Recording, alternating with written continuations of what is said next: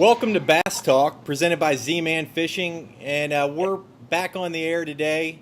We've got another one of our favorite guests who'll be joining us today. We're just coming off the Lake Hartwell FLW tournament, the season opener for FLW, and joining us today is our good friend and ZMan professional pro staff member, Luke Clausen. All right. Hey. Luke! How's it going, Jason? Oh, we're doing great here. You know, I can't complain. It's that time of year when things just light up on the water. You know, it's 84 degrees today in Atlanta, Georgia. I guess 2 or 3 weeks ago, the water was in the 50s, and the other day I was on the lake, and it was like 72 degrees out of nowhere. Fish are already up on the beds, and it's just a great time of the year. You got to love the spring. Yeah, I know all over the southeast, it seems like everybody you talk to, every lake in that part of the country is just on fire. We've had a non-traditional spring. It's just been so warm. Had a really mild winter, and then we had this warm spell that the water's all of a sudden in at least the 60s in most all the bodies of water. I actually talked to a guy over at the Potomac today, and he said there was a tournament there last weekend. It took 10 or 11 bags over 20 pounds for that one event. Wow. Just killing them on a chatterbait over there. You know, the fish are just eating everything, chewing the paint off everything you throw in the water. They're super aggressive. They all pretty much are going to move up at once right now, and every lake you go to is just awesome. Oh, that's great. So we just finished up on Lake Hartwell a couple weeks ago, and you ended up having a pretty decent tournament. Obviously not where you want to be. I know you want to make cuts, win the tournament, or finish in the top 10. But, to start the year off with, I guess you were in the mid-30s or 34th, 35th place, somewhere in that range. You can't complain. Not bad. You know, it was kind of mediocre, the finish. You know, I was glad to make a little money and get decent points. Getting a finish like that, though, you really need kind of starting to put yourself behind the 8 ball for any chance at Angler of the Year. You need to have a lot of those top 10 finishes. And it's more disappointing than anything that I had a decent practice, but was kind of optimistic that it would get even better, and really it took a turn for the worse. I just didn't get any big bites in the event. That's, I guess, about as poorly as I felt I would do after my practice, was catching about 12, 13 pounds a day, and that's not getting any big bites. And I was hoping optimistically to get 3 or 4, but it just didn't pan out during the event. Things changed, the weather changed, and I probably didn't adjust as well as I could have. That's what I was going to ask you about. The weather was a really weird deal. During the practice days, we had a lot of wind. There was sun on some of the days. We had some clouds. So you had a lot of different conditions. It seemed like the moving bait bite seemed to work a little bit better in those conditions. And then come tournament day, it changed completely. And we went to calm conditions and cloudy conditions. Now, how did that affect you and your approach going into the event? I guess the biggest thing that changed for me being overcast is the bait really scattered. I was fishing way down the lake, and I felt like those fish, the majority of those fish follow herring their whole life. They're not fish like up those rivers that are more resident fish that feed on shad and bluegill and crawdads more. But those fish down there look like a totally different fish when you catch when they're fat, really healthy, really clean, but they're really nomadic. And during practice with all that sun, a lot of those drains and flats were warming a lot more during the day. And a lot of that bait was pulling in there. And if you pull into a pocket with bait, there were some really big fish in there. But if the bait wasn't there, you'd catch some average-sized fish or no fish at all. And with that overcast, it really dispersed the fish. I tried to stick it out down in that really clear water, and maybe it wasn't the right move, especially doing what I was doing. I was fishing shallower in those drains, fishing docks, stuff like that, places that fish go to when there's a lot of sun. We had a lot of overcast. The bait wasn't there. The bass really weren't there. And in hindsight, I should have ran further back in some of those creeks and fished for probably more resident fish, or backed out and tried to fish deeper and try to find where those fish went to. Sure. Now, what were your primary weapons that you were using in this tournament? You said you were dock fishing, fishing down that clear water. What types of colors were you throwing, and what kind of baits were you throwing?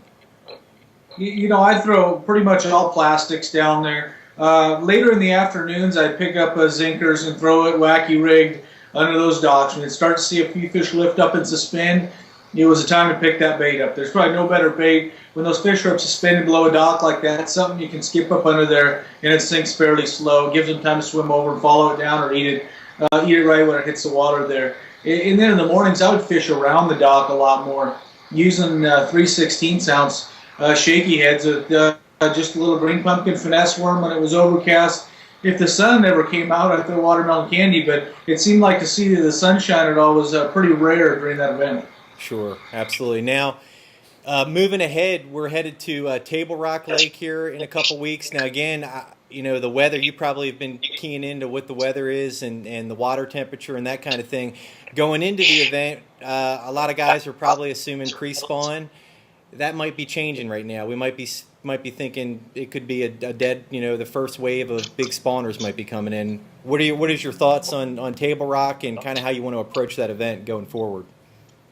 Yeah, you know, I guess on Table Rock, I actually, just before talking to you, I was online looking at the weather, and they're having major flood warnings right now. You know, the lake's probably going to rise and be fairly dirty over the next week here, but it's 70 degrees over there right now too. So a lot of warm colored water. It's just going to make it phenomenal. Probably the lake's going to be the best the lake's going to be all year will be when we're there. It's going to flow all this colored warm water in there, and then it's going to get up to the 80s again next week if their forecast is accurate. So it's probably going to be an absolute slugfest where there's going to be some sight fish. There's going to be a ton of pre-spawn fish, and I think those deep fish will be, you know, somewhat non-existent. We're not going to see somebody go out there and really do well with the deep suspended fish like we saw at Hartwell, and we probably would have seen at Table Rock if it would have stayed cold. A lot of the fish are going to flood the banks. You know, you're probably going to be able to pick up a chatterbait and go throw it down through some bushes. There's a good chance if all this rain comes, it's going to get high and get in the bushes and get some color to it. So right now, the lake level is where we at with the lake level? Is it at full pool or is it over full pool at this point, or? It's just barely over full pool right now. It was 15 100ths over full pool. But that's came up a little bit in the last couple of days, and really the rain's just started. In the last 24 hours, they've had about a ½ inch. What I saw in the forecast, and it was a flood warning through Wednesday at midnight. So most of the rain's going to be coming this afternoon, this evening, through the next couple of days here. And we'll know a lot more how it's going to play out and if the water really will come up or if it was a wrong forecast. You just don't know until it happens. Well, we just had a couple questions pop in from our ZMan Facebook fans. I've got Adam Harris of Pauline, South Carolina. He says, how do you keep your ZMan plastics from sticking together? I know Elastec can be tough to work with in some scenarios, and he wants a tip from you on how to do that. You know, the biggest thing about Elastec is it's different than any other plastic, and you don't want to get it around other plastics. You know, the baits themselves will stick together. I don't think it's a huge problem to me, but if you do want to keep them separate in your storage containers, you can put some table salt in there, which will stop the baits from sticking together. And some of those petroleum-based scents you can actually spray on your baits if you're having problems with, say, a twin tail or a flapping cross sticking together.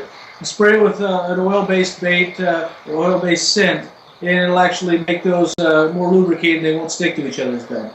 Those are great tips, Luke. We appreciate it. Also, I've got Josh Pelham, who he's got kind of a funny question for you. He wants to know, what's the most embarrassing moment that you've had on the tour? Well, there's probably a pretty long list there for embarrassing moments.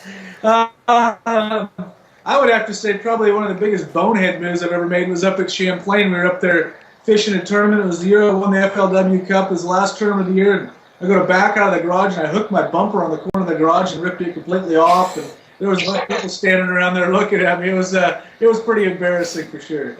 That's pretty good. So I'm sure there's some others you don't want to talk about, but we'll leave it at that. Mitch Brown from Seaside, Oregon. Now, where's Seaside in relation to where you are up in the Northwest? Oh, I'm guessing it's probably right next to the ocean. But yeah, it's probably 7 or 8 hours away from here, over on the coast there. He's talking about matted grass and techniques to cover water in matted grass. How do you do that? Well, really, grass is kind of like bushes or anything else. When there's a lot of it, you want to look for differences, and it's no different with matted grass or whatever it is. To pick it apart, you want to look for something different. Every bite you get, pay attention to where it came from. So if you're fishing matted grass and getting bites on points of grass, that's pretty important. You know, that those fish may all be relating to those points, which are usually a good starting point. Sometimes if you ever have a channel swing come up to them or deep water, a lot of times those are key places. But again, it's just differences in a grassland on what you want to start with, and when you get those first bites, the fish will really tell you where you need to go next. Good deal. We appreciate the questions from everybody out there in our Facebook page. And so, Luke, what are you doing now in your downtime? I know you don't have a lot of downtime, and we're talking a bit. Obviously, you flew back home. You're probably going to get back on a plane here shortly, and then make your journey over to Branson for the next tournament. But what do you do in the little periods of downtime that you have? Are you on the water every day? Are you getting your tackle ready? What's your regimen? Well, I'm up here in Washington State, so obviously it's pretty cold up here still. The highs right now are around 40. I haven't been on the water here recently. In the winter, we'll do a little bit of walleye fishing. And this trip, I'm only going to be home for about 6 days here. When I left the last event, I had to go do some filming with Chevy, and I'm only going to be home about 6 days before I leave the next one. So it'll be a day and a half of just going through mail and emails and stuff you kind of neglect. When you're at tournaments, you're so busy between promotions and fishing, getting your tackle ready, that you neglect a lot of emails and stuff like that you need to catch up with sponsors, fans, whoever it may be. More updates. Obviously, we're going to catch up with you at Table Rock, and we get to hear all the good things that happen out there for you. Best of luck, and I'll see you in about a week out there, buddy. All right, sounds good, guys. Appreciate it. Have a great day.